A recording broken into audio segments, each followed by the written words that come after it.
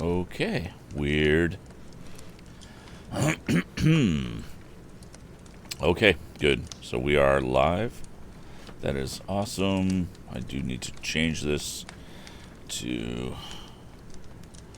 reflect the right title. This will be part 6. And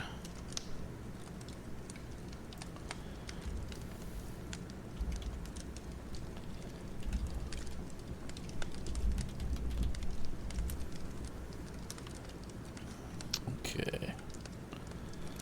Let's see here.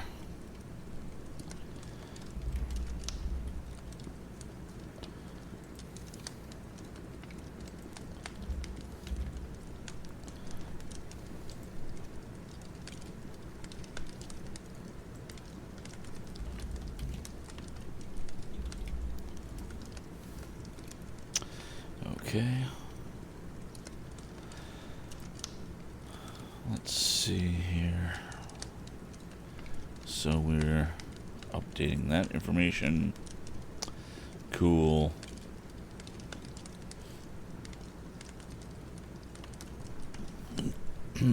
Excuse me.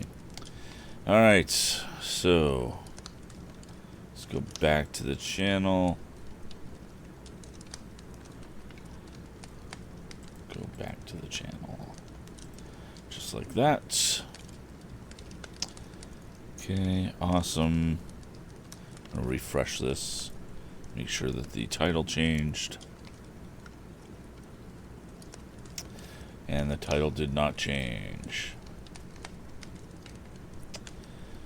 Alright, let's try this again. Creator dashboard. Well, it says it's changed.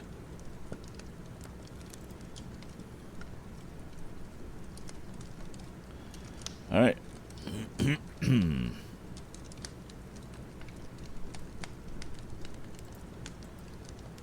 Oh, yeah, I don't care about that.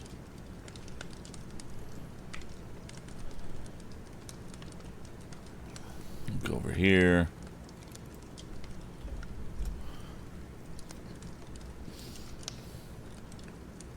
There we go. That is all set there. And now put out the social media stuff, which will be cool. Let's see here. Put this over here.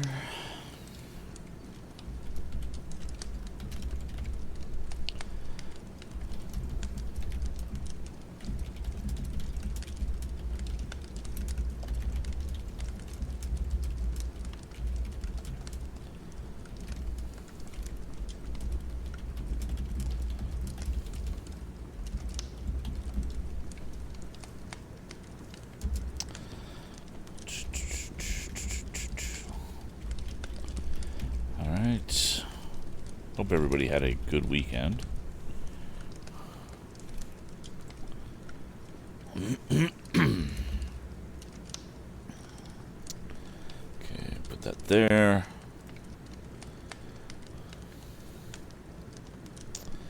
And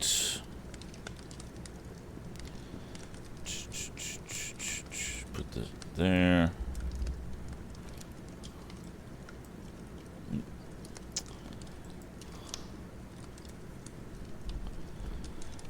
Kinky Binky. Hey, how you doing? You had a wonderful day today, so try not to spoil it. I will try not to spoil it. Have you listened to any of the previous chapters before?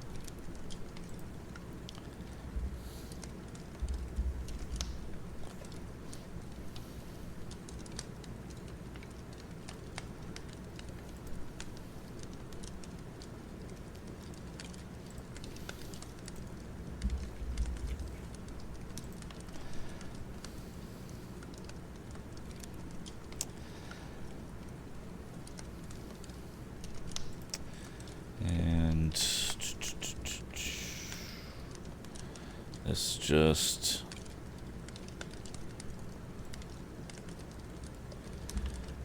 Let's see. All right. Well, I hope not to spoil anything for you. Just putting out my last social media announcements, and then we should be good to go.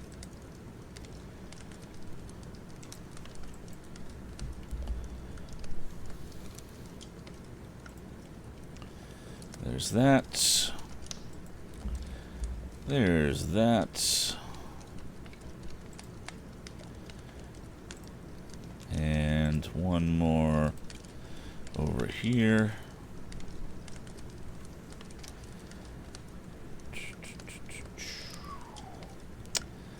And there is that.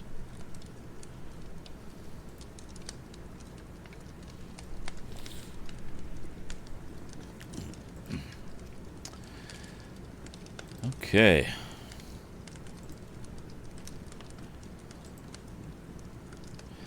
And Raj and Skippy, 3D and Chainmail. Good to see you guys tonight. I appreciate you coming out. Alright, so I want to make sure we're recording. That's good. And, yeah, it's good to be back to record this final chapter. So, if you guys on stream or in the stream have an idea for another book for me to start in on, I'd say go ahead and hit me up on Discord or throw me an email at kurt@storytimewithkurt.com. And I will take all of the suggestions under advisement. You can also leave a suggestion in the suggestion box at the bottom center of the screen right now. But we will be starting in on something new on Thursday evening. 3D, I am doing that. I've already posted the first stream, and basically I just need to edit the others. All of them have been recorded and saved, and upload. Most of them have been uploaded to YouTube. I just need to edit them, and one of the things that I'm editing them with is the title card, which you may or may not have seen, but here's what the title card looks like. And it will have the title underneath, and we'll be going from there. But yeah, we're definitely getting them up on YouTube, no question about it. I just need to have them edited a little bit. So okay, let's we're gonna start back in on the story. So I'm gonna switch modes, switch views.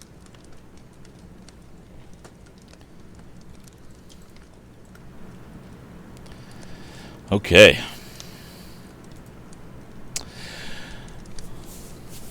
So previously on Tom Swift and his motorcycle. Basically, Tom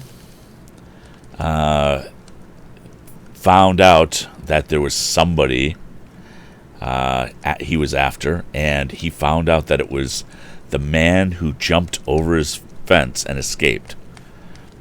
So he's now in pursuit, sort of. Chapter 23.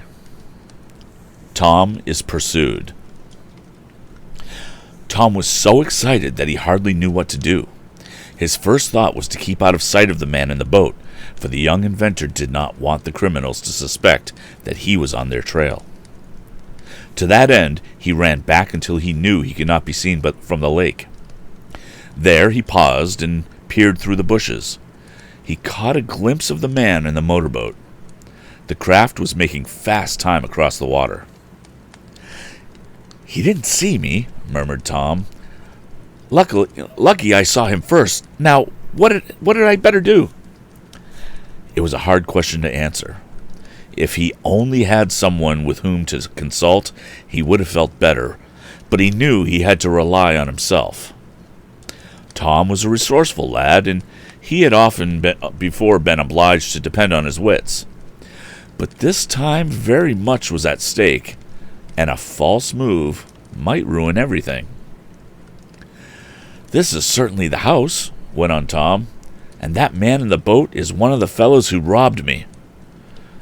Now the next thing to do is to find out if the others of the gang are in the old mansion, and if they are, to see if Dad's model and papers are there, and then the next thing to do will be to get our things away, and I fancy I'll have no easy job."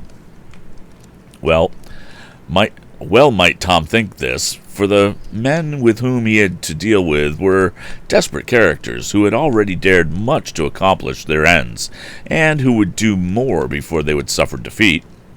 Still, they underestimated the pluck of the lad who was pitted against them. There's a term you don't ever see anymore, right? The pluck of the lad. I admire his pluck. You just you don't hear that anymore. Maybe I'll try to bring that back. Okay. "I might as well proceed on a certain plan and have some system about this affair," reasoned the lad. "Dad is a great believer in systems, so I'll lay out a plan and see how nearly I can follow it. Let's see, what is the first thing to do?" Tom considered a moment, going over the whole situation in his mind. Then he went on, talking to himself alone there in the woods. "It seems to me the first thing to do is to find out if the men are in the house. To do that, I've got to get closer and look in through a window. Now, how to get closer?" He considered that problem from all sides. "It'll hardly do to approach from the lake shore," he reasoned, "for if they have a motorboat and a dock, there must be a path from the house to the water. If there's a path, people are likely to walk up or down it at any minute. The man in the boat might come back unexpectedly and catch me. No, I can't risk approaching from the lake shore. I've got to work my way up to the house by going through the woods. That much is settled. Now, to approach the house, and when I get within seeing distance, I'll settle the next point. One thing at a time is a good rule, as Dad used to say. Oh, poor Dad. I do hope I can get his model and papers back for him." Tom, who had been sitting on a log under a bush, staring at the lake, arose. He was feeling rather weak and faint, and was at a loss to account for it, until he remembered that he had no dinner. "And I'm not likely to get any," he remarked. "I'm not going to eat until I see who's in that house. Maybe I won't then, and where supper is coming from, I don't know. But this is too important to be considered in the same breath with a meal. Here goes." Cautiously, Tom made his way forward, taking care not to make too much disturbance in the bushes. He had been on hunting trips and knew the value of silence in the woods. He had no paths to follow, but he had noted the position of the sun, and though that luminary was now sinking lower and lower in the west, he could see the gleam of it through the trees, and knew in which direction from it lay the deserted mansion. Tom moved slowly and stopped every now and then to listen. All the sounds he heard were those made by the creatures of the woods, birds, squirrels, and rabbits. He went forward for a half hour, though in that time he didn't cover much ground, and he was just beginning to think that the house must be near at hand, when through a fringe of bushes he saw the old mansion. It stood in the midst of what had once been a fine park, but which was now overgrown with weeds and tangled briars. The paths that led to the house were almost out of sight, and the once beautiful home was partly in ruins. "I guess I can sneak up there and take a look in one of the windows," thought the young inventor. He was about to advance when he suddenly stopped. He heard someone or something coming around the corner of the mansion. A moment later, a man came into view, and Tom easily recognized him as one of those who had been in the automobile. The heart of the young inventor beat so hard that he was afraid the man would hear it, and Tom crouched down in the bushes to keep out of sight. The man evidently did not suspect the presence of a stranger, for, though he cast sharp glances into the tangled undergrowth that fringed the house like a hedge, he did not seek to investigate further. He walked slowly on, making a circuit of the grounds. Tom remained hidden for several minutes and was about to proceed again when the man reappeared. Then Tom saw the reason for it. "He's on guard," the lad said to himself. "He's doing sentry duty. I can't approach the house when he's there." For an instant, Tom felt a bitter disappointment. He had hoped to be able to carry out his plan as he had mapped it. Now he would have to make a change. "I'll have to wait until night," he thought. "Then I can sneak up and look in. The guard won't see me after dark. But it's going to be no fun to stay here without anything to eat. Still, I've got to do it." He remained where he was in the bushes. Several times before the sunset, the man doing sentry duty made the circuit of the house, and Tom noted that occasionally he was gone for a long period. He reasoned that the man had gone into the mansion to confer with his confederates. "If I only knew what was going on in there," thought Tom. "Maybe, after all, the men haven't got the models and papers in there. Yet, if they haven't, why are they staying in the old house? I must get a look in and see what's going on. Lucky there are no shades to the windows. I wish it would get dark." It seemed that the sun would never go down and give place to dusk, but finally Tom, crouching in his hidden place, saw the shadows grow longer and longer, and finally the twilight of the woods gave place to a density that was hard to penetrate. Tom waited some time to see if the guard kept up the circuit, but with the approach of night the man seemed to have gone into the house. Tom saw a light gleam out from the lonely mansion. It came from a window on the ground floor. "There's my chance," exclaimed the lad, and crawling from his hiding place, he advanced cautiously toward it. Tom went forward only a few feet at a time, pausing almost every other step to listen. He heard no sounds and was reassured. Nearer and nearer he came to the old house. The gleam of the light fell upon his face, and fearful that someone might be looking from the window, he shifted his course so as to come up from one side. Slowly, very slowly, he advanced until he was right under the window. Then he found that it was too high up to admit of his looking in. He felt about until he had a stone to stand on. Softly, he drew himself up, inch by inch. He could hear the murmur of voices in the room. Now the top of his head was on a level with the sill. A few more inches, and his eyes could take in the room and the occupants. He was scarcely breathing. Up, he raised himself, until he could look into the apartment.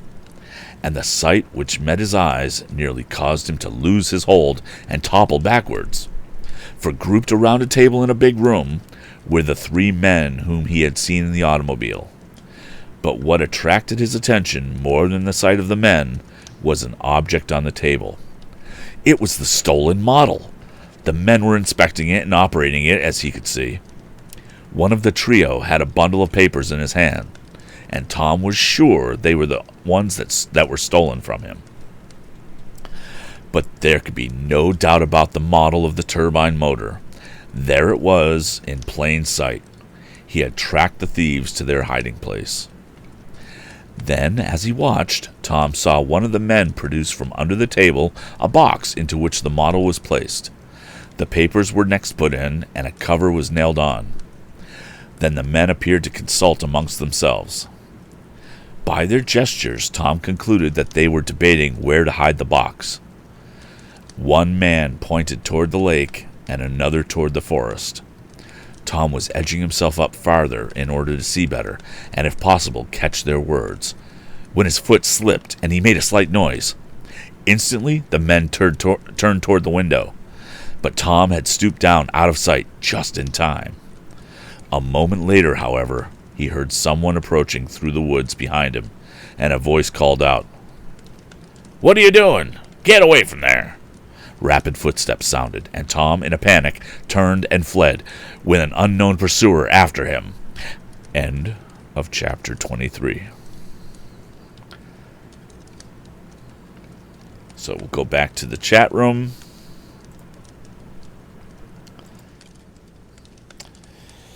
Alrighty. So how y'all doing tonight?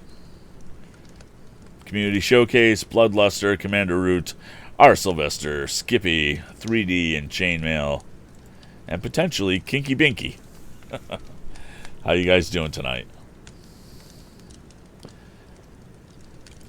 So I do have to ask, have you all caught up? Are you guys all caught up in the story?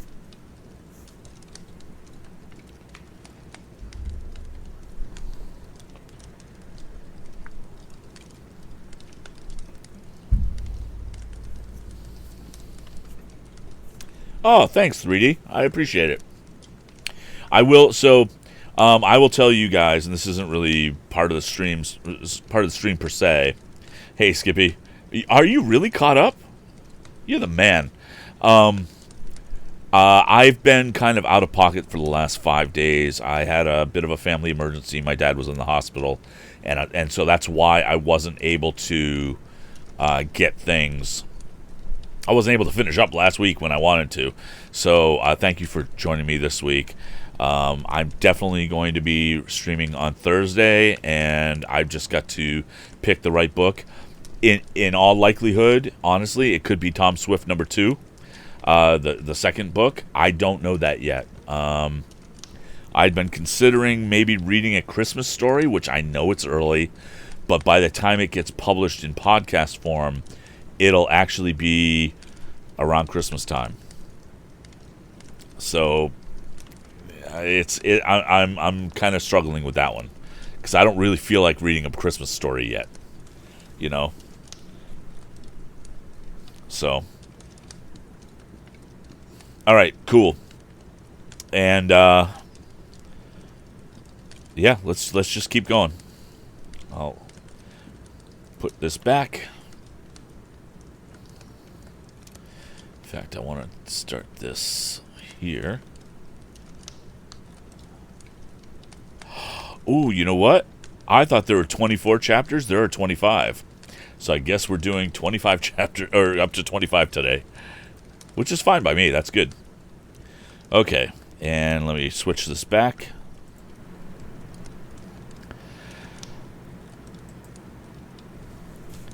Previously on Tom Swift and His Motorcycle. Well, in chapter 23, Tom finally tracked down the model and the papers and appeared to be caught by somebody coming out of the woods, sneaking up on him. Chapter 24, Unexpected Help. Tom rushed on through the woods. The lighted room into which he had been looking had temporarily blinded him when it came to plunging into the darkness again, and he could not see where he was going. He crashed full tilt into a tree and was thrown backwards. Bruised and cut, he picked himself up and rushed off in another direction. Fortunately, he struck into some sort of a path, probably one made by cows, and then, as his eyes recovered their faculties, he could dimly distinguish the trees on either side of him and avoid them. His heart, that was beating fiercely, calmed down after his first fright, and when he had run on for several minutes, he stopped. That must have been the man from the boat," panted our hero, whispering to himself. "He came back and saw me. I wonder if he's after me." Tom listened. The only sound he could hear was the trill and chirp of the insects of the woods. The pursuit, which had lasted only a few minutes, was over. But it might be resumed at any moment. Tom was not safe yet, he thought, and he kept on. "I wonder where I am. I wonder where my motorcycle is. I wonder what I'd better do," he asked himself. 3 big questions, and no way of settling them. Tom pulled himself up sharply. "Okay, I gotta think this thing out," he resumed. "They can't find me in the woods tonight, that's for sure, unless they get dogs, and they're not likely to do that. So I'm safe that far. But that's about all that's in my favor. I won't dare go back to the house, even if I could find it in this blackness, which is doubtful. It wouldn't be safe, for they'll be on guard now. It looks as though I was up against it. I'm afraid they may imagine the police are after them and go away.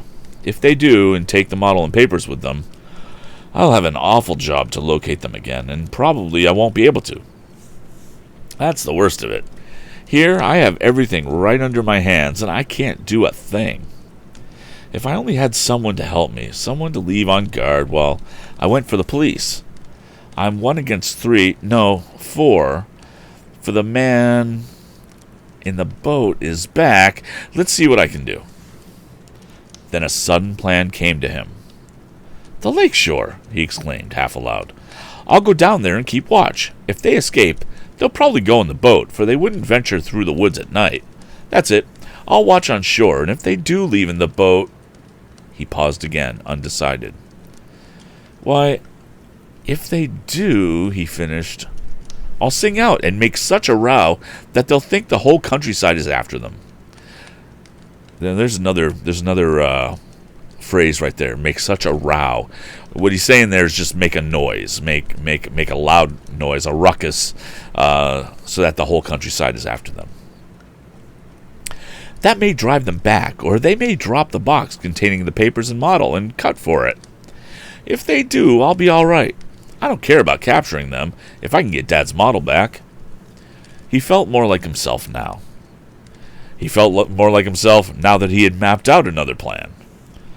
The first thing to do is to locate the lake, reasoned Tom. Let's see. I ran in a straight line away from the house, that is, as nearly straight as I could. Now, if I turn around and go straight back, bearing off a little to the left, I ought to come to the water. I'll do it.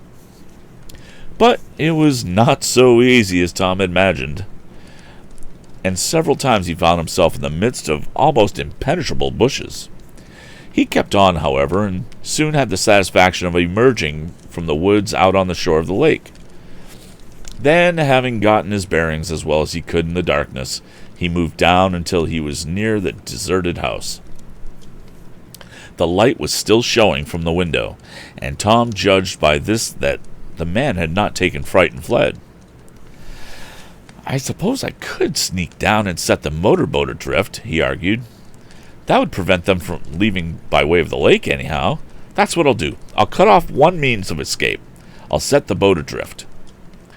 Very cautiously, he advanced toward where he had seen the small craft put out. He was on his guard, for he feared the men would be on the watch, but he reached the dock in safety, and was loosening the rope that tied the boat to the little wharf when another thought came to him. Why set this boat adrift? He reasoned. It's too good a boat to treat that way, and besides, it'll make a good place for me to spend the rest of the night. I've got to stay around here until morning, and then I'll see if I can't get help. I'll just appropriate this boat for my own use. They have Dad's model, and I'll take their boat. Softly, he got into the craft, and with an oar which was kept in it to propel it in case the engine gave out, he poled it along the shore of the lake until he was some distance away from the dock. That afternoon he had seen a secluded place along the shore, a spot where overhanging bushes made a good hiding place, and for this he headed the craft. A little later it was completely out of sight, and Tom stretched out on the cushioned seats, pulling a tarpaulin over him. There he prepared to spend the rest of the night. They can't get away except through the woods now, which I don't believe they'll do, he thought, and this is better for me than staying out under a tree. I'm glad I thought of it. The youth naturally did not pass a very comfortable night, though his bed was not a half bad one. He fell into uneasy dozes, only to arouse, thinking the men in the old mansion were trying to escape. Then he would sit up and listen, but he could hear nothing. It seemed as if morning would never come, but at length the stars began to fade, and the sky seemed overcast with a filmy white veil. Tom sat up, rubbed his smarting eyes, and stretched his cramped limbs. "Oh, for a hot cup of coffee," he exclaimed, "but not for mine until I land these chaps where they belong. Now, the question is, how can I get help to capture them?" His hunger was forgotten in this. He stepped from the boat to a secluded spot on the shore. The craft, he noted, was well hidden. I've got to go back to where I left my motorcycle, jump on that, and ride for aid, he reasoned. Maybe I can get the charcoal burner to go for me, while I come back and stand guard. I guess that would be the best plan. I certainly ought to be on hand, for there's no telling when these fellows will skip out with the model. If they do, or if they haven't gone already. I hate to leave, yet I've gotta. It's the only way. I wish I'd done as Dad suggested and brought help, but it's too late for that. Well, I'm off. Tom took a last look at the motorboat, which was a fine one. He wished that it was his. Then he struck through the woods. He had his bearings now and was soon at the place where he had left his machine. It had not been disturbed. He caught a glimpse of the old mansion on his way out of the woods. There appeared to be no one stirring about.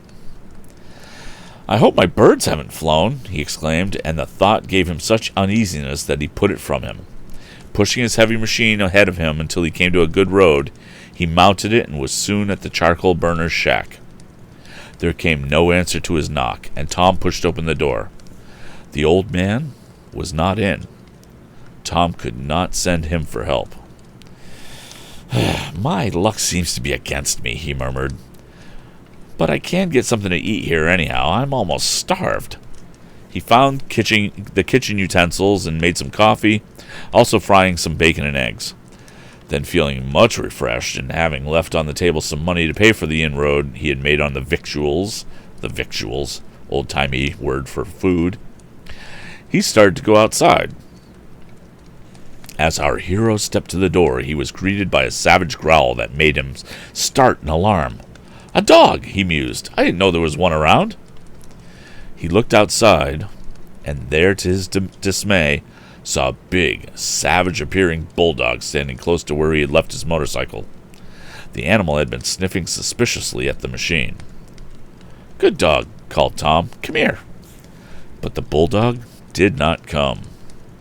Instead, the beast stood still, showed his teeth to Tom, and growled in a low tone. Wonder if the owner can be near, mused the young inventor. That dog won't let me get my machine, I'm afraid. Tom spoke to the animal again, and again the dog growled and showed his teeth. He next made a move as if to leap into the house, and Tom quickly stepped back and banged shut the door. Well, this isn't the worst yet, cried the youth to himself. Here, just at the time I want to be off, I must be held up by such a brute as that outside. I wonder how long he'll keep me a prisoner. Tom went to the window and peered out. No person had appeared, and the lad rightly surmised that the bulldog had come to the cottage alone. The beast appeared to be hungry, and this gave Tom a sudden idea. Maybe if I feed him, he'll forget that I'm around and give me a chance to get away, he reasoned. Guess I'd better try that dodge on him. Tom looked around the cottage, and at last found the remains of a chicken dinner the owner had left behind. He picked up some of the bones and called the bulldog. The animal came up rather suspiciously. Tom threw him a bone, which he proceeded to crunch up vigorously. He's hungry right enough, mused Tom. I guess he'd like to sample my leg, but he's not going to do it, not if I can help it. At the back of the cottage was a little shed, the door to which stood open. Tom threw a bone near to the door of the shed, and then managed to throw another bone inside the place. The bulldog found the first bone, and then disappeared after the second. Now's my time, I guess, the young inventor told himself, and watching his chance, he ran from the cottage toward his motorcycle. He made no noise and quickly shoved the machine into the roadway. Just as he turned on the power, the bulldog came out of the shed, barking furiously. You've missed it, said Tom grimly as the machine started, and quickly the cottage and the bulldog were left behind. The road was rough for a short distance, and he had to pay strict attention to what he was doing. I've got to ride to the nearest village, he said. It's a long distance, and in the meanwhile, the men may escape. But I can't do anything else. I dare not tackle them alone, and there's no telling when the charcoal burner may come back. I've got to make speed, that's all. Out on the main road, the lad sent his machine ahead at a fast pace. He was fairly humming along when suddenly, from around a curve in the highway, he heard the honk-honk of an automobile horn. For an instant, his heart failed him. "I wonder if those are the thieves. Maybe they've left the house and are in their auto," he whispered as he slowed down his machine. The automobile appeared to have halted. As Tom came nearer the turn, he heard the voices. At the sound of one, he started. The voice exclaimed, "Bless my spectacles! What's wrong now? I thought that when I got this automobile I would enjoy life, but it's as bad as my motorcycle was for going wrong. Bless my very existence, but has anything happened?" "Mr. Damon!" exclaimed Tom, for he recognized the eccentric individual of whom he had obtained the motorcycle. The next moment, Tom was inside of a big touring car containing not only Mr. Damon, whom Tom recognized at once, but 3 other gentlemen. "Oh, Mr. Damon," cried Tom, "will you help me capture a gang of thieves? They're in a deserted mansion in the woods, and they have one of my father's patent models. Will you help me, Mr. Damon?" "Why, bless my topknots!" exclaimed the odd gentleman. "If it isn't Tom Swift, the young inventor. Bless my very happiness. There's my motorcycle, too. Help you? Why, of course we will. Bless my shoe leather. Of course we'll help you." End of chapter 24. And we'll go back over here. All right, 1 chapter left. 1 chapter left.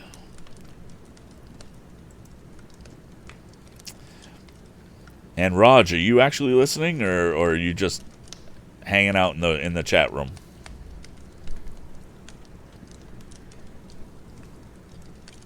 Knowing in order to actually respond, he'd have to be listening.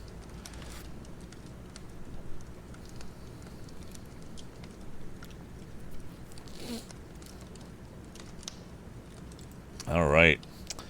So, let's see here.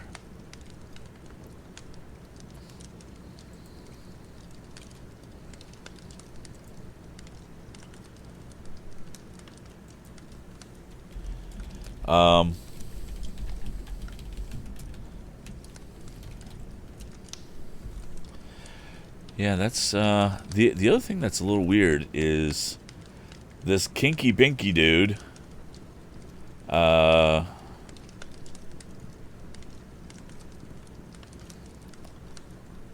Popped in. Oh, hey, Raj. This Kinky Binky dude popped in and said, "I had a wonderful day today, so try not to spoil it." And that was it. Didn't hear another word from him. So hopefully he's still listening anonymously, I guess. Okay, let's get back to this. We got one more chapter. We're on the last chapter of this book. I can't believe it. This has gone by so quickly. Alright, we'll go back to story time mode.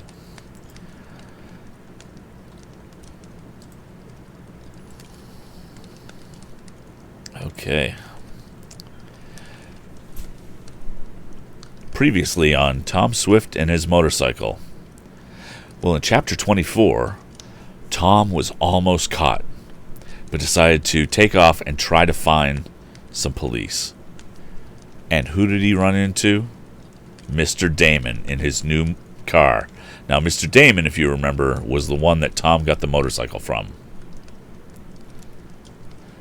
Chapter 25. The Capture. Goodbye.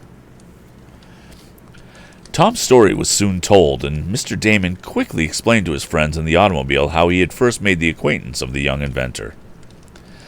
"But how does it happen that you're trusting yourself in a car like this?" asked Tom.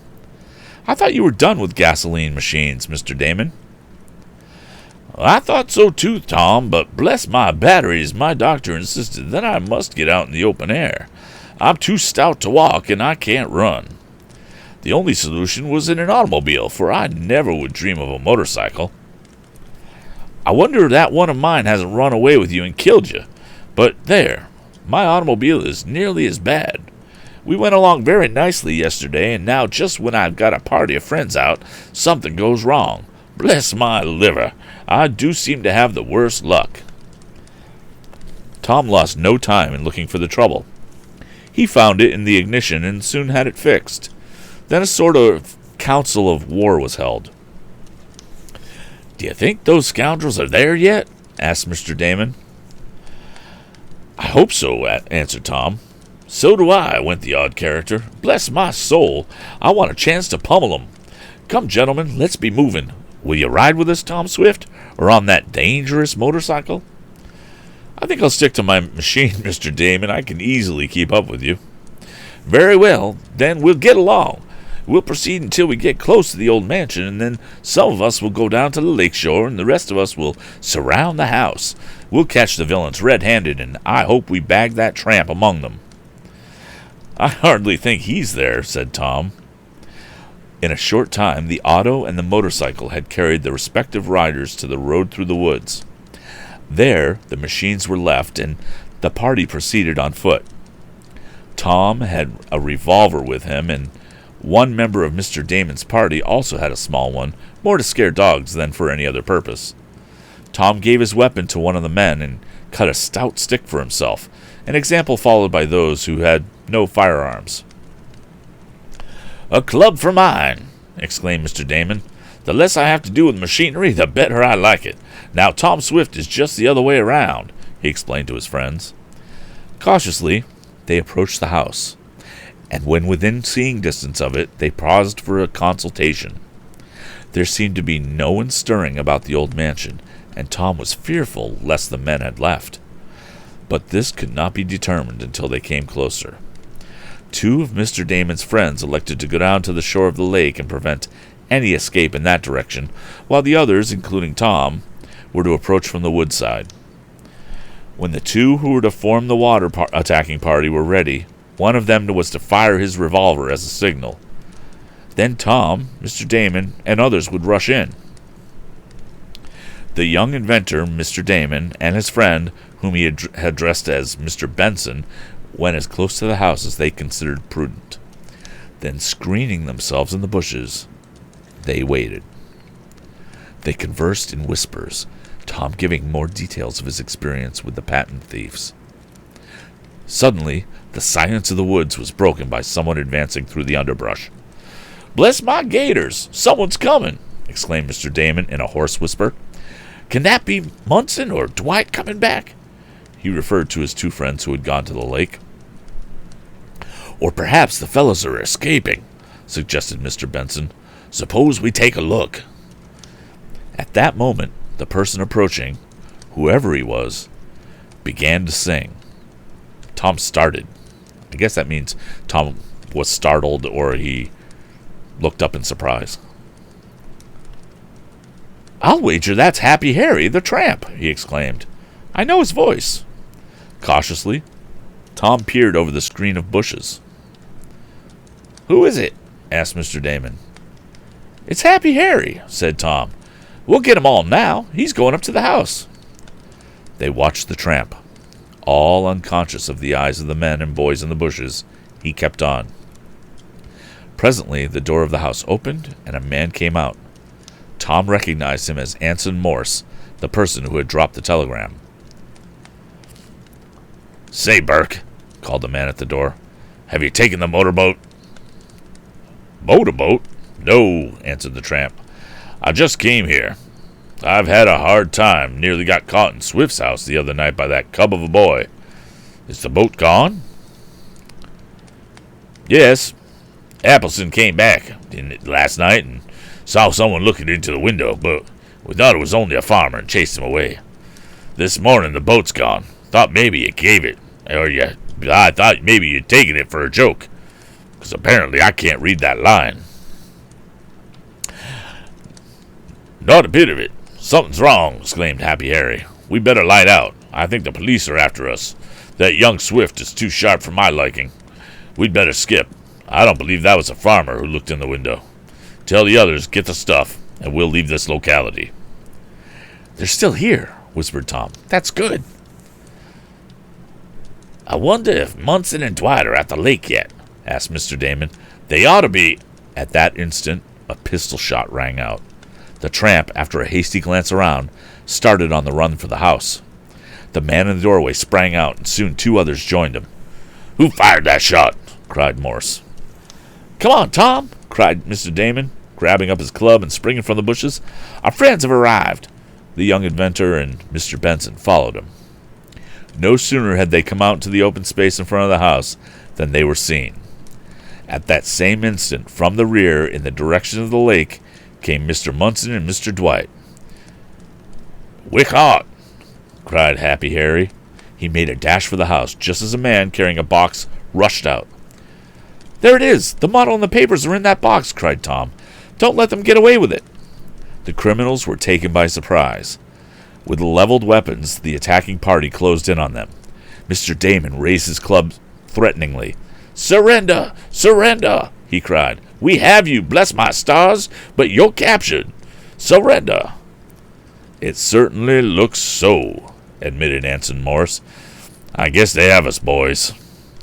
The man with the box made a sudden dash toward the woods, but Tom was watching him. In an instant, he sprang at him and landed on the fellow's back. The two went down in a heap, and when Tom arose, he had possession of the precious box. I have it, he cried. "I've got Dad's model back." The man who had possession of the box quickly arose, and before anyone could stop him, darted into the bushes. "After him! Catch him! Bless my hatband! Stop him!" shouted Mr. Damon. Instinctively, his friends turned to pursue the fugitive, forgetting, for the instant, the other criminals. The men were quick to take advantage of this, and in a moment had disappeared in the dense woods. Nor could any trace be found of the one with whom Tom had struggled. "Pshaw! They got away from us," cried Mr. Damon regretfully. "Let's see if we can't catch 'em.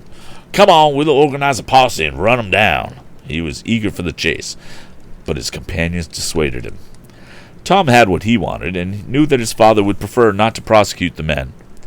The lad opened the box and saw that the model and papers were safe. "Let those fellows go," advised the young inventor, and Mr. Damon reluctantly agreed to this. "I guess we've seen the last of 'em," added the youth, but he and Mr. Swift had not, for the criminals made further trouble, which will be told of in the second volume of this series, to be called Tom Swift and His Motorboat, or The Rivals of Lake Carlopa, in that our hero will be met in adventures even more thrilling than those already related, and Andy Foger, who so nearly ran Tom down in the automobile, will have a part in them. "Now," said Mr. Damon, after it had been ascertained that no one was injured, and that the box contained all of value that had been stolen, "I suppose you're anxious to get back home, Tom, aren't you? Will you let me take you in my car? Bless my spark plug, I'd like to have you along in case of another accident." The lad politely declined, however, and with the valuable model and papers safe on his motorcycle, he started for Shopton. Arriving at the first village after leaving the woods, Tom telephoned the good news to his father, and that afternoon was safely at home to the delight of Mr. Swift and Mrs. Baggert.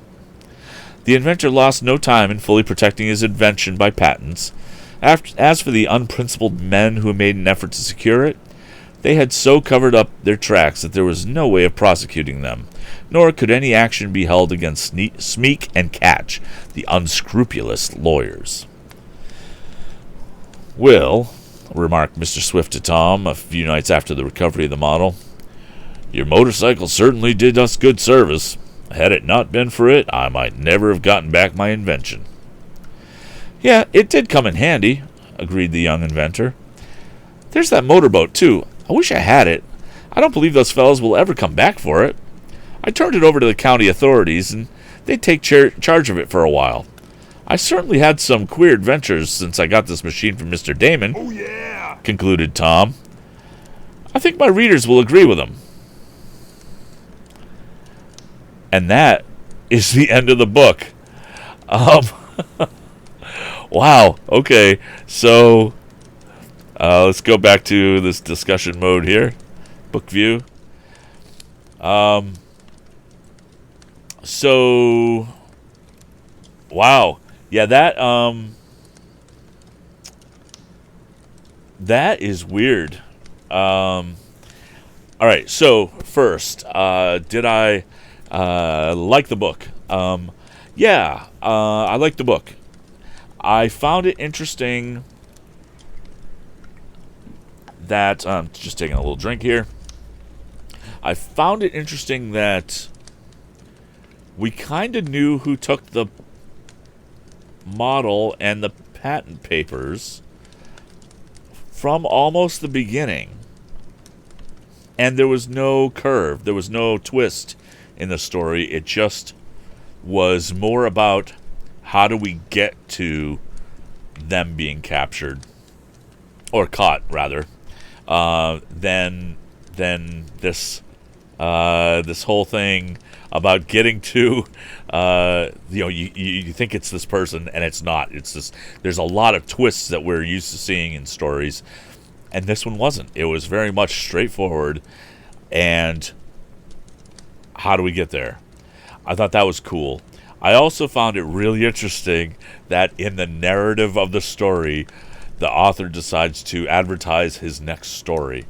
Like blatantly just saying, oh yeah, and in the next book, it's going to be this. I will say that makes me want to actually read the second book. That's my initial instinct. So I would love to hear from you guys.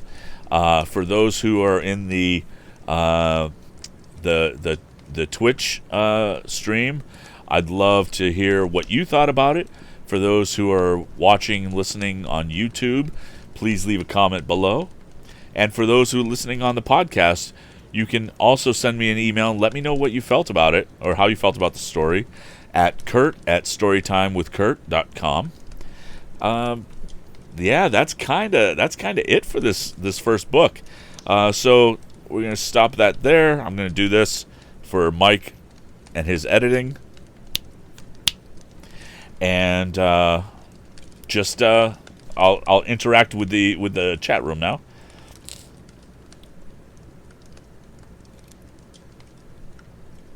God, Skippy, I don't know. It wasn't blatantly next time, but it was. It definitely was kind of like that, right? I mean, it's that whole. I mean, just literally. I'm gonna bring it up again. Literally, he includes it completely in the narrative. He and Mr. Swift had not, for the criminals had made further trouble, which will be told of in the second volume of this series, to be called Tom Swift and His Motorboat. And then they go on, and it's just like weird. And then so it's almost like the author is the narrator, which doesn't often happen in books, right? Sometimes it does. But like even like the very last line of the book is, I think my readers will agree with him. As if the narrator, as if the author was the narrator from the beginning. It's very, very odd, and I kind of like it. So, and Black Gary, thank you very much for that. I appreciate it. And I'd love to hear what you think if you go back and listen to the whole story. So, I want to thank you guys in the chat room for hanging and for being part of this like inaugural run of Storytime with Kurt. We've gotten through 25 chapters, and that is really cool for me. I'm very happy to have finished that. One of the things I need to do, though, is actually I need to change that to 25, not 24, because I thought there were 24 chapters. And we will do that. And now go back here to channel. All right. So cool. All right. I think with that we're gonna wrap things up. Once again, thank you so much for hanging, and I will be posting this to YouTube as soon as I'm able to. And stay tuned to Twitter, VO by Kurt, to know what the next story is going to be. I will release the title of that in the next day or so, in time for Thursday evening's Story Time with Kurt. Have a great evening.